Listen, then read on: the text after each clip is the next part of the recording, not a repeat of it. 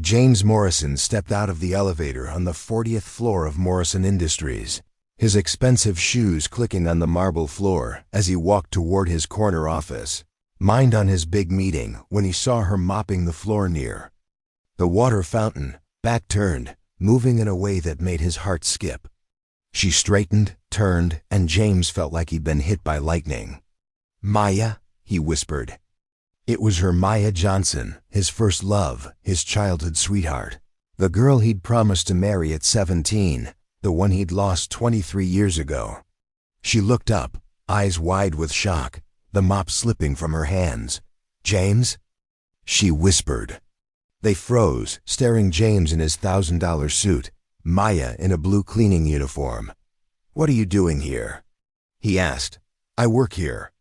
"I clean the offices," she said quietly, cheeks red. "How long?" 3 years. He reeled. She'd been in his building for years. "I usually work the late shift," she added. He saw the lines around her eyes, the roughness of her hands, but she was still beautiful. "I should get back to work," she said quickly, and turned away despite his "Wait, don't," mopping fast down the hall. James stood, heart pounding. Maya Johnson, after all these years. Unable to focus, he called his assistant after his meeting. "Linda, I need information about our cleaning company, specifically Maya Johnson." An hour later, he learned she'd worked for City Cleaning 5 years, perfect record. Emergency contact. Sarah Johnson, daughter, age 22. A daughter she'd moved on. He closed his eyes, remembering the oak tree behind their high school. "I got into State University," she'd said, waving her letter. "That's amazing." "We can both go," he'd said, before telling her his father wanted Harvard. 4 years is a long time, James, she'd said sadly. "We can call. Every day. After graduation, you'll be James Morrison, Harvard graduate. I'll be Maya Johnson, small-town girl. I love you, Maya." Sometimes love isn't enough. At Harvard, he wrote her weekly, but her letters stopped. Coming home for Christmas, he learned she'd dropped out. Her mother had cancer, and she was working to pay bills. Then her family moved away, and he never found her until now, cleaning his building. That night, James waited until 11 p.m., hearing the elevator and a vacuum. Maya was in the conference room, humming a tune from their high school days. "Maya," she jumped. "James!" "You scared me. What are you doing here so late?" "I wanted to talk. We didn't get the chance this morning. I can't chat during work. If my supervisor finds out, I own the building, Maya. Morrison Industries is my company." "You won't get in trouble." She stared. "You own Morrison Industries? My father's business, remember?" She sat heavily. "Of course. I should have put it together. I see your name on paychecks, but I never thought." He sat across from her. "Maya, what happened? You were going to be a teacher." Her eyes filled. "Life happened, James. After you left, Mama got cancer, no insurance. Daddy lost his job. Bills piled up. We lost the house, moved in with Aunt Ruby in Detroit." He swallowed. "I looked everywhere for you. Mama told me you came by, but no one knew where we'd gone. Why didn't you call? I would have helped. You were at Harvard, living your dream. I wasn't going to drag you into my nightmare. You wouldn't have been dragging me down. I loved you, and I loved you. But I was realistic. You were headed for success, and I was a poor girl with a family falling apart. None of that mattered to me. It mattered to me. I wanted you to succeed, even if it meant losing you." James reached across the table. "What happened after you moved to Detroit?" "I had to drop out of school immediately and get a job. I worked at a diner during the day, cleaned offices at night, and did laundry for neighbors on weekends. Anything to help pay for Mama's treatments. You were just 17 years old. I grew up fast. I had to. Mama was so sick from the chemo that someone had to take care of her too." "Did the treatments work?" Maya smiled sadly. "For a while." She went into remission for about 18 months. We thought maybe she was going to be okay. But then it came back, worse than before. How long did she fight it? 2.5 years total. She died 3 days before what would have been our high school graduation. James felt tears in his own eyes. I'm so sorry, Maya. Your mother was such a wonderful woman. She was. Even when she was dying, she worried about me. She made me promise I would find a way to be happy someday. And after she died? Maya wiped her eyes with the back of her hand. That's when I met Marcus. He worked at the garage where I took Daddy's old car for repairs. He was older, seemed stable. He paid attention to me when I felt completely alone. In the world, what happened with him? We started dating. He was charming at first, told me he loved me, made me feel like maybe I could have a normal life again. When I told him I was pregnant, Maya shook her head. He said it wasn't his problem and disappeared. Just packed up and left town. James felt anger rising in his chest.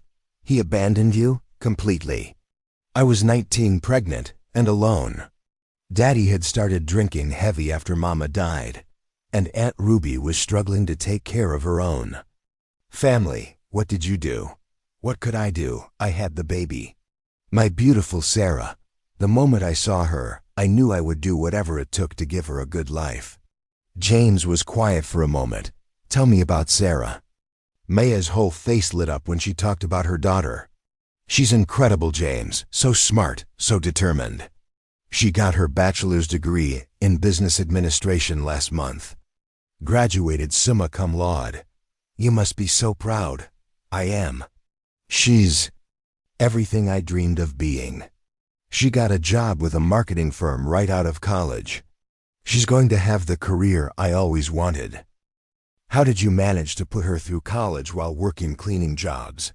I worked multiple jobs her whole childhood. Days, nights, weekends, whatever it took. When she was little, I cleaned houses during the day while she was at school, then worked at a restaurant at night. Sometimes I brought her with me to the office buildings I cleaned on weekends. James tried to imagine Maya as a young single mother, working herself to exhaustion to provide for her child. She never complained, Maya continued. Even as a little girl, she understood that money was tight. She never asked for expensive toys or clothes. She focused on her schoolwork instead. She sounds wonderful. She is. She got a partial academic scholarship to college, but I still had to work extra hours to cover her living expenses and books. I took on more cleaning contracts, worked holidays, saved every penny I could. James looked at this incredible woman sitting across from him. Maya, you're remarkable. Maya laughed bitterly. Remarkable? James, look at me. I'm 40 years old, cleaning toilets for a living.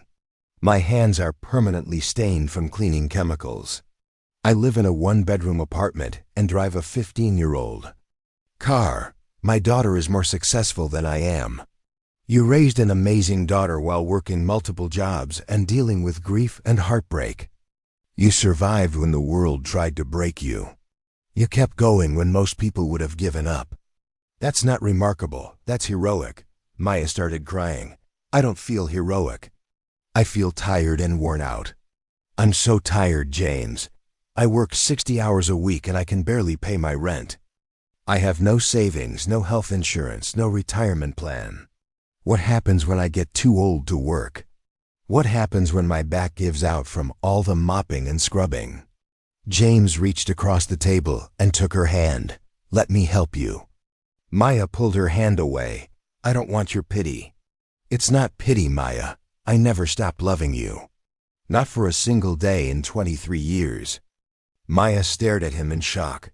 James ... I mean it. I dated other women over the years. I even got engaged once, to allow your name Patricia, but I could never get you out of my heart. You were always there, in the back of my mind, in my dreams. That's not fair. You can't just walk back into my life after all these years and say things like that. Why not? It's the truth. Because I'm not the same person I was at 17. I'm tired and worn down and broken in ways you can't even imagine. You're successful and wealthy, and you could have any woman you want. Don't you dare feel sorry for me. I don't feel sorry for you. I admire you. I'm in awe of everything you've accomplished. What have I accomplished? I'm a janitor, James. You're a mother who sacrificed everything for her child. You're a daughter who took care of her sick parent. You're a survivor who never gave up even when life knocked you down over and over again. Maya stood up and walked to the window, looking out at the city lights. Do you know what my biggest fear is? What? That Sarah will be embarrassed by me. That when she introduces me to her successful friends and colleagues, she'll have to explain that her mother cleans buildings for a living. James stood up and walked over to her. Maya, any daughter would be proud to have you as a mother. What you've done for Sarah is incredible. Is it though? Sometimes I wonder if I held her back. If she could have achieved even more if she'd had a different mother. Someone with education and connections. Sarah achieved what she did because of you, not in spite of you. You taught her the value of hard work and determination. You showed her that you never give up on the people you love. Maya turned to look at him. How do you always know the right thing to say? Because I know you, the real you. And the real you is extraordinary. The next day, James formed a plan. He called his HR director. I want to create a mentorship program for employees who want to advance, but don't have traditional qualifications. That evening, he waited for Maya again. I have a business proposition, he said when she tried to avoid him. What kind? I'm starting a mentorship program. I want you to be the first participant. Maya stared at him. What do you mean? The program pays for business classes at night. You'd work with a mentor during the day, learning different aspects of the business. After completion, there would be advancement opportunities. Why me? Because you're qualified, you're hardworking, reliable, intelligent. You understand struggle, which means you could relate to employees and customers in ways I never could. Maya was quiet. What's the catch? No catch. You'd still work your cleaning job while taking classes. But at the end, you'd have real business skills and a chance at a career. And what do you get?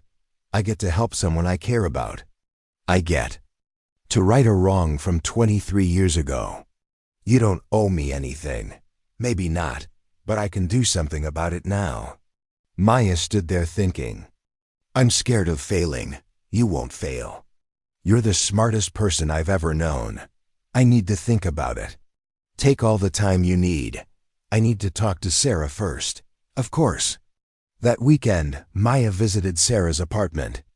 Something happened at work, Maya said, then told her about James and his offer. Sarah listened without interrupting. Mom, do you still love him? Maya was surprised. That's not what this is about. Is it though? Mom, you never dated anyone. Seriously. But now this man shows up and suddenly you're considering a career change. I haven't seen James in 23 years. Sarah smiled. Mom, I've never seen you look like this before. Happy, nervous, alive. I'm 40 years old, Sarah. I'm tired. So, what does age have to do with anything? Mom, you've spent my entire life putting everyone else first. When do you get to put yourself first? What if this gets complicated with James? Sarah grinned. What if it does? You've been alone for 22 years. You've been strong, but you've also been lonely. Maya sat back down. It's complicated. He's rich and successful. You're a woman who raised an amazing daughter and survived things that would have broken most people. You're not less than him. Maya felt tears in her eyes. When did you get so wise? I learned from the best.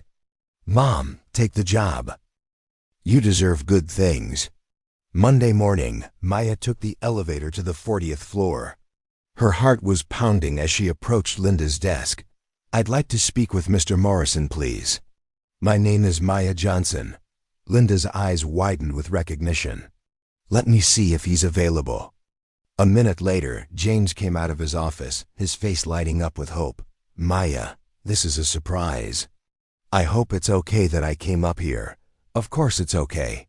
Come into my office." Maya had never seen James's office before. It was enormous, with floor-to-ceiling windows overlooking the entire city. Awards lined the walls, and expensive artwork hung between them. "This is very impressive," Maya said, feeling intimidated. "It's just an office. Please sit down." "Can I get you some coffee? Water?" "No, thank you. I can't stay long. I need to get home and sleep before my shift tonight." James sat down across from her, trying not to look too eager. "What can I do for you?" Maya took a deep breath. "I want to accept your offer." "The mentorship program." James's face broke into the biggest smile she had seen from him since they were teenagers. "Really, Maya, that's wonderful, but I have conditions." "What kind of conditions?" "First, I want to sign a real contract with real job descriptions and expectations. I don't want anyone thinking I'm getting special treatment because of our history." "Absolutely agreed." "Second, if I fail or if this doesn't work out for any reason, I want to guarantee that I can have my cleaning job back. I can't afford to lose my income, even temporarily." "Maya, you're not going to fail, but yes, I can guarantee that." "Third, and this is the most important one, I don't want anyone in the company to know about our past relationship. As far as everyone else knows, I'm just another employee who got selected for this program based on merit." James hesitated. "Maya ... James, this is crucial. I need to succeed on my own merits. If people think I'm here because we used to date, I'll never have any credibility. Every success will be questioned. Every mistake will be blamed on favoritism. I understand your concern, but Maya, I'm not ashamed of our past. I'm proud of what we had. I'm not ashamed either. But I need to prove myself first. I need to know, and everyone else needs to know, that I earned my place here." James nodded slowly. "I respect that." "Agreed. Anything else?" "Yes, I want to know who my mentor will be, and it can't be you." "Why not?" "Because we have too much history together. You'd either be too easy on me because of your feelings, or too hard on me to overcompensate. I need someone who will be completely objective about my performance." James thought for a moment. "What about Jennifer Martinez? She's our Vice President of Human Resources. She's brilliant, fair, and she doesn't know about our past." "That sounds perfect. So when do you want to start?" Maya smiled nervously. "As soon as possible, before I lose my nerve." James stood up and extended his hand. "Welcome to Morrison Industries, Maya. Welcome to the business side." Maya shook his hand, feeling a spark of electricity at the contact. "Thank you, James, for believing in me and for giving me this opportunity. Thank you for saying yes. And Maya?" "Yes?" "You're going to be amazing at this." 2 weeks later, Maya walked into Morrison Industries at 8 a.m. wearing her first business outfit in 23 years. She had bought the navy blue suit at a discount store and borrowed professional shoes from Sarah. Her hair was pulled back in a neat bun, and she carried a leather portfolio that Sarah had given her as a good luck gift. She felt nervous and excited and terrified all at once. Linda greeted her warmly at the reception desk. "Good morning, Maya. Ready for your first day?" "As ready as I'll ever be. Jennifer Martinez is waiting for you in conference room B. She be your mentor throughout the program." Maya took the elevator to the 20th floor, her stomach full of butterflies. She found conference room B and knocked softly. "Come in," called a warm voice. A woman in her 50s with kind eyes and graying hair stood up to greet her. She was professionally dressed but had a welcoming smile. "You must be Maya." "I'm Jennifer Martinez. Welcome to Morrison Industries." "Thank you, Ms. Martinez. I'm excited to be here. Please call me Jennifer." We're going to be working closely together for the next 6 months, so let's keep things informal.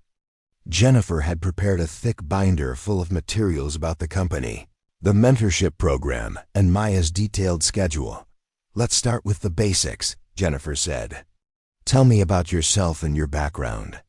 Maya had practiced this conversation with Sarah over the weekend. I've been working in the service industry for over 20 years. I understand customer service principles, time and resource management, and how to work effectively with people from all different backgrounds. I'm a hard worker, I'm reliable, and I learn quickly when given the opportunity. That's an excellent foundation. Now, I want to be completely honest with you. Maya, this program was Mr. Morrison's idea, and he's very invested in its success. But I want you to know that your performance in this program will be evaluated entirely on your own efforts and achievements. I won't give you special treatment, and I won't make excuses for you if you don't meet our expectations. Maya felt a wave of relief. That's exactly what I want to hear. Good. Now let's talk about your schedule and what the next 6 months will look like. Jennifer opened the binder and pulled out several documents. The program is designed to give you comprehensive business experience. You'll continue working your current cleaning position, but we're reducing your hours from 60 per week to 30, so you have time for education and training. 30 hours? I don't know if I can afford to lose that much income. Don't worry about that. The company will make up the difference in your salary. You won't lose a single dollar during this program. Maya felt tears of gratitude welling up. Thank you. That removes a huge worry for me. You'll be taking business fundamentals classes 2 nights a week at Metro Community College. The company will pay for all tuition, books, and materials. You'll also have access to our online learning platform for additional courses. Maya nodded, taking careful notes. During the day, you'll spend time in different departments throughout the company. 4 hours per day, rotating every 2 weeks. You'll work in accounting, marketing, human resources, customer service, operations, and executive administration. The goal is to understand how each department functions and how they all work together. That sounds comprehensive. It is. You'll have assignments and projects in each department. Some will be observational, others will be hands-on work. At the end of each rotation, you'll present what you learned to me and the department head. Maya felt both excited and overwhelmed. This is really happening. It's really happening. The program is designed to last 6 months. At the end, assuming you've successfully completed all requirements and maintained good grades in your classes, there will be a permanent position available for you in whichever department best matches your skills and interests. What kind of position? That depends entirely on your performance and where your talents shine brightest. Could be anything from administrative coordinator to department supervisor, depending on how well you do. Maya took a deep breath. Jennifer, can I ask you something personal? Of course. Why are you willing to mentor me? You don't know me, and this program is going to require a lot of your time. Jennifer smiled. Honestly? Because I believe in second chances. I grew up poor, worked my way through college cleaning offices at night. I know what it's like to feel like the system is stacked against you. When Mr. Morrison told me about this program and asked me to mentor the first participant, I jumped at the chance. Maya felt a connection with this woman immediately. You really understand then? I understand completely. And Maya, I want you to know something else. Mr. Morrison specifically requested that I not go easy on you. He said you wanted to be held to the same standards as anyone else, and he respects that. So I'm going to push you, challenge you, and expect excellence from you. I wouldn't want it any other way. Good. Are you ready to get started? The first few weeks were harder than Maya had anticipated. The business classes were challenging after being out of school for over 20 years. Her brain felt rusty, and she had to study twice as long as the younger students just to keep up with basic concepts, like financial statements and marketing principles. During the day, she rotated through different departments at Morrison Industries. The reactions from employees varied wildly. Some people welcomed her warmly and seemed genuinely interested in helping her learn. Lisa, a young woman in marketing, took Maya under her wing immediately. "It's so cool that the company is doing this program," she said during Maya's first week in the department. "I think it's awesome that you're getting this opportunity." But others were less welcoming. Maya often heard whispers in the break room and hallways. "Who is she again?" she overheard one woman ask another. "Some cleaning lady who got picked for Morrison's pet project. Probably knows someone important or has some kind of sob story. It's not fair that she gets special treatment while the rest of us had to work our way up the normal way." Maya pretended not to hear these conversations, but the words stung. She was determined to prove that she belonged there through her work, not through connections. In the accounting department, she worked with a man named Robert who clearly resented having to train her. He was in his 50s, had been with the company for 15 years, and made his displeasure obvious. "I don't have time to babysit someone who doesn't understand basic mathematics," he complained to Jennifer when he thought Maya couldn't hear.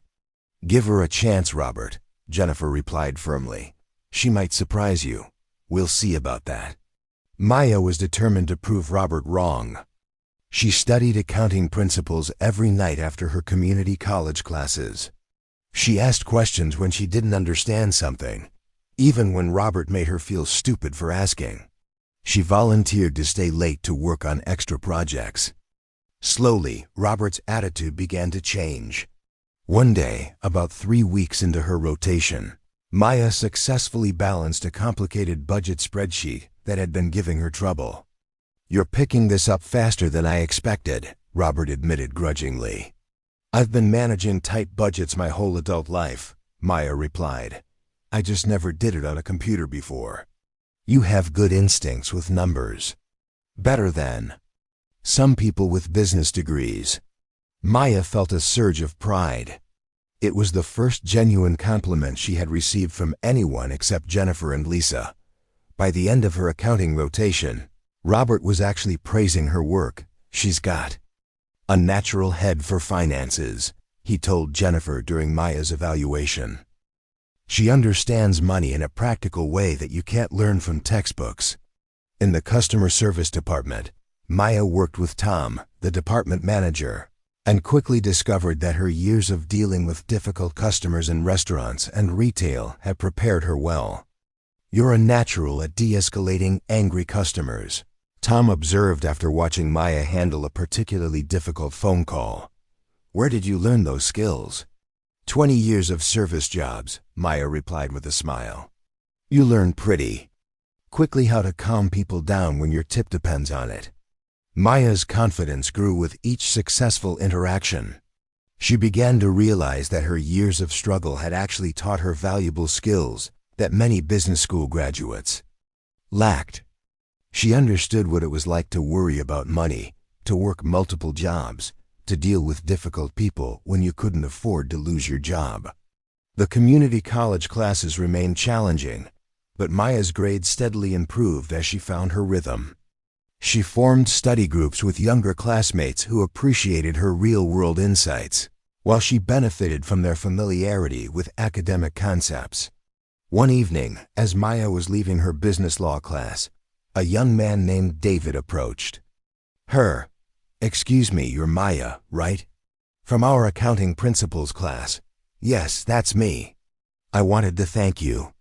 The way you explained cash flow management last week using real-life examples really helped me understand it. I've been struggling with those concepts all semester." Maya felt surprised and pleased. "I'm glad I could help. Would you maybe want to study together sometime? I feel like I could learn a lot from your perspective." "I'd like that. I could definitely use help with some of the theoretical stuff." As Maya walked to her car that night, she realized something had shifted. For the first time in decades, she felt intellectually valued. Her experiences and insights were being recognized as assets rather than limitations. 3 months into the program, Maya faced her biggest challenge yet. She was working in the customer service department when a major crisis hit Morrison Industries. The company had shipped the wrong products to their 3 biggest clients due to a warehouse mix-up.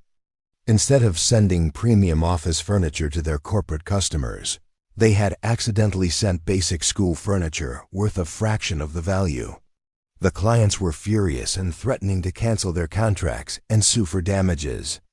If all 3 clients followed through, it would cost Morrison Industries over $5 million. Maya was in the customer service office when the angry phone calls started flooding in at 9 a.m. on a Tuesday morning. "This is a complete disaster," said Tom, the customer service manager, as he hung up from his 3rd screaming client of the day. "Richardson Industries is threatening to sue us for breach of contract. Downtown Development Group is canceling their order for the new office complex. And Metro School District is demanding immediate replacement of everything they received." The phones kept ringing. Every call brought more angry customers and more threats of legal action. "We need to fix this immediately, or we're all going to lose our jobs," said Rebecca, one of the senior customer service representatives. Maya listened to the phone calls and read through the complaint emails that were pouring in. As she watched, her coworkers become increasingly frantic. An idea began forming in her mind. It was based on her years of experience in restaurants, where mistakes with orders were a daily occurrence. She hesitated to speak up. After all, she was just a trainee who had been in the department for less than 2 weeks. But as the crisis escalated and she watched Tom frantically trying to reach upper management, Maya couldn't stay quiet. "Tom, I have a suggestion," she said during a brief lull in the phone calls. "What is it, Maya?" Tom looked desperate enough to consider any idea. "I used to work in restaurants for years. When we made a mistake with a customer's order, especially a big mistake, we learned that the best approach was 3 things.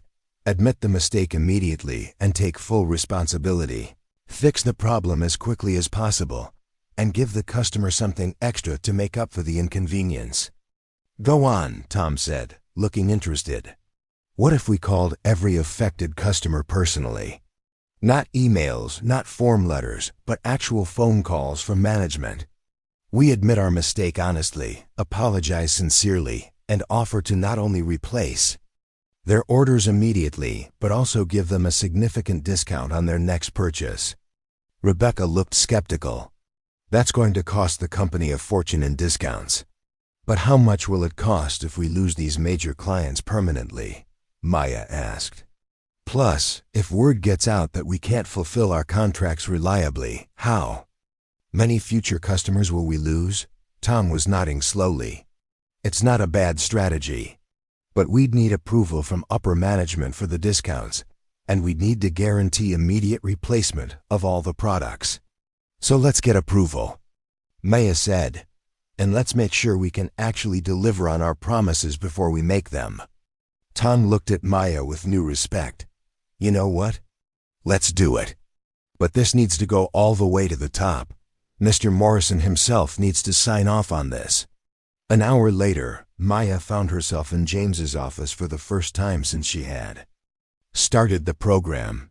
He was there with Jennifer, the head of operations, the legal department head, and several other executives, all looking stressed and worried.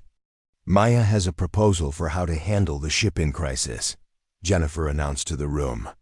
Maya felt intimidated by all the important people staring at her. But she took a deep breath and explained her idea clearly and confidently. She outlined the personal phone call strategy, the immediate replacement plan, and the discount offer to make up for the inconvenience.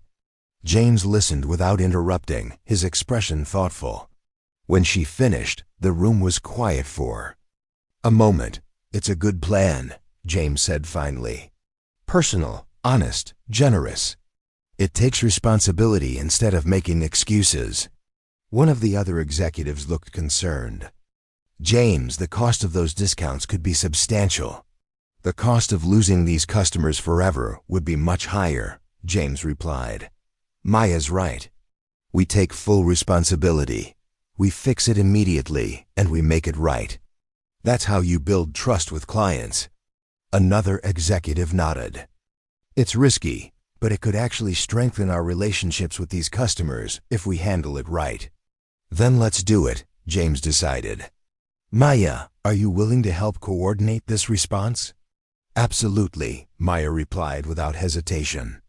For the next 3 days, Maya worked 18-hour shifts helping to coordinate Morrison Industries' response to the crisis. She helped write scripts for the personal phone calls, trained other customer service representatives on how to handle upset clients with empathy and honesty, and personally made calls to some of the biggest customers. Her approach worked better than anyone had hoped. Customers were genuinely surprised to receive personal phone calls from company management instead of form letters or emails. They appreciated the honest acknowledgement of the mistake and the immediate action to fix it. By the end of the week, not only had Morrison Industries kept all their major clients, but several had actually increased their orders because they were so impressed with how professionally the company had handled the crisis. Maya, that was absolutely brilliant, Tom said on Friday afternoon as they wrapped up the last of the crisis calls. You didn't just save our department, you probably saved the whole company. We all work together, Maya replied modestly. Don't be modest. That idea came from you, and you worked harder than anyone to make it successful. Word of Maya's role in resolving the crisis spread quickly throughout Morrison Industries. Suddenly, the people who had been whispering about her being an unqualified charity case were treating her with genuine respect and admiration. James stopped by the customer service department that Friday evening as Maya was finishing up her paperwork. I heard you've had quite a week, he said with a smile. It was a team effort, really. That's not what I heard from Tom. I heard you came up with the solution that saved us millions of dollars and possibly our reputation. Maya felt embarrassed by the praise. I just applied some common sense from my restaurant experience. Common sense isn't that common, especially in high-pressure crisis situations. You kept your head when everyone else was panicking. You came up with a creative solution, and you weren't afraid to speak up even though you're new here. That's what real leadership looks like. Maya looked up at him surprised. Leadership? Absolutely. You saw a problem, you had a solution, and you had the courage to voice it even when you might have been wrong. Then you worked harder than anyone to make sure it succeeded. That's exactly the kind of thinking we need more of in this company. After James left, Maya sat at her desk feeling a mix of pride and confusion. Leadership? Her? She had never thought of herself as a leader. She had always seen herself as someone who just did what needed to be done to get by. But maybe James was right. Maybe all those years of solving problems, managing crises, and taking care of people had actually been preparing her for something bigger than she had ever imagined. Calls started coming in. This is a disaster, said Tom, the manager. We need to fix this fast. Maya had an idea. What if we call every customer personally, admit our mistake, apologize sincerely, and offer a discount on their next order? That would cost money, less than losing these customers forever. An hour later, Maya found herself in James's office explaining her plan to executives. It's a good plan, James said. Personal, honest, generous. Let's do it. For 3 days, Maya worked 18-hour shifts coordinating the response. Her approach worked. Customers appreciated the personal calls and honesty. Not only did they keep all clients, but several increased their orders because they were impressed with how the company handled the crisis. Maya, that was brilliant, Tom said. You saved our department. Word spread quickly. People who had been whispering about her now treated her with respect. James stopped by that evening. I heard you saved us millions of dollars. It was a team effort. That's not what I heard. You kept your head when everyone else was panicking. That's leadership. As Maya entered her 4th month, she felt more confident. But the more successful she became, the more she thought about James. One evening, James was waiting by her car. "I wanted to congratulate you on your accounting grade," he said. "I worked hard for it. Maya, I'm so proud of you. These past months, watching you succeed, it's been the best part of my day." Maya felt her heart racing. James ... double quotes. "I know we agreed to keep things professional, but I can't stop thinking about you. About us. This isn't the right place for this conversation." "Then when?" "I've been patient, but I can't pretend this is just business anymore. People will say, do we let other people's opinions control our lives? We've already lost 23 years. That night, Maya called Sarah. "He still loves me." "Mom, that's wonderful." "It's not that simple. I'm still figuring out who I am now, so find out. With him, I'm scared." "You've been brave your whole life. Be brave now." The next day, Maya went to James's office. "I've been thinking about what you said," she told him. They sat by his window facing each other. "I need to be honest," Maya said. "I never stopped loving you either." James's eyes widened. Maya ... "When you left for Harvard, I was heartbroken. But I was also proud of you. You didn't lose me. I spent 23 years telling myself I made the right choice. But the truth is, I was protecting myself from getting hurt again. And now I'm tired of being afraid. I love you, James Morrison. I've loved you since I was 15. James stood up and pulled her to her feet. "Say it again." "I love you. I love you too." "I've been waiting 23 years to hear those words." He kissed her, soft and full of all the years they had lost. "So what happens now?" he asked. "Now we take it one day at a time. I still need to finish the program. Whether you finish or not, I want to be with you. I want us to build a life together." "I want that too." Maya finished the program with flying colors. Jennifer called her in for final evaluation. "Maya, you're the most impressive student I've ever mentored. Your work during the crisis alone qualifies you for promotion. What happens now? You choose. Customer service manager, marketing coordinator, or executive assistant. What do you think?" Jennifer smiled. "I think you're ready for something bigger. Director of Employee Development. Someone who can create programs to help other employees advance like you did." That evening, Maya told James about the offer. "Director?" "Maya, that's perfect." They were at dinner, their first official date in 23 years. "Are you ready for people to know about us?" Maya asked. James took her hand. "I've wasted 23 years caring what people think. I'm not wasting another day. People will say I only got the job because I'm sleeping with the boss. People who know you will know better. Maya, I'm not embarrassed by your past. I'm proud of it." 1 year later, Maya had created a successful employee development program. 23 employees had been promoted. 35 children had received college scholarships. She was presenting at a national conference when James knocked on her office door afterward. "How did it go?" "They want me to speak in Chicago next year. Maya, would you take a drive with me?" They drove to their old high school, to the oak tree where they used to sit. "This is where it all started," James said. "Where we made promises to each other." They sat under the tree like 24 years ago. "We made promises that life interrupted," James said. "But we found our way back. Now I want to make those promises again." James got on one knee and pulled out a ring box. "Maya Johnson, will you marry me?" Maya was crying and laughing. "Yes, of course, yes." He slipped the ring on her finger and kissed her under their tree. "I love you, Maya Morrison," he whispered. "I love you too."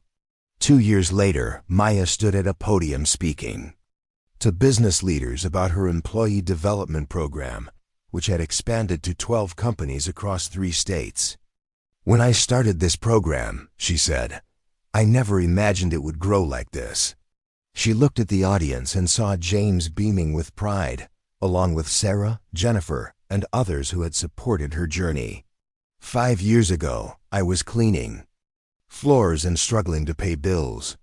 Today, I'm CEO of Johnson Morrison Consulting, helping businesses create opportunities for their employees. After her speech, James found her in the hotel garden. "Are you happy?" he asked. "More than happy, I'm fulfilled. I'm making a difference. I'm with the man I love." James pulled out an envelope. "How about this?"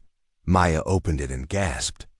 "An invitation from the White House. They want me to advise the President's task force on economic opportunity. You're going to change the whole country now." Maya looked at her husband. "Do you think everything happened the way it was supposed?" 2. I think we found each other exactly when we were ready. Not as teenagers, but as the adults we became. You know what I want to do tomorrow? Go back to that oak tree and tell our 17-year-old selves that everything is going to be okay. James smiled and kissed her. I think they would be amazed. As they walked back, Maya thought about all the lives changed by second chances. She had learned that it's never too late to change your life, chase your dreams, or find love. Sometimes the best things are worth waiting for. Sometimes your childhood sweetheart turns out to be your happily ever after.